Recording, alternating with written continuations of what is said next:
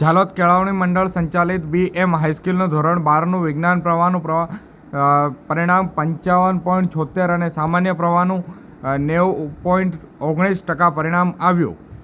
આજરોજ તારીખ 9/5/2024 ગુરુવારના રોજ સવારે 11 કલાકે મળતી માહિતી અનુસાર ગુજરાત માધ્યમિક અને ઉચ્ચ માધ્યમિક બોર્ડ ગાંધીનગર દ્વારા ધોરણ 12 સામાન્ય પ્રવાહ તેમજ વિજ્ઞાન પ્રવાહનું પરિણામ જાહેર કરવામાં આવ્યું છે. આ પરીક્ષામાં કેળવણી મંડળ સંચાલિત BM હાઈસ્કૂલ સંચાલિત ધોરણ 12 વિજ્ઞાન પ્રવાહમાં કુલ 52 વિદ્યાર્થીઓએ પરીક્ષા આપી હતી. તેમાંથી 29 વિદ્યાર્થીઓ પાસ થયા હતા.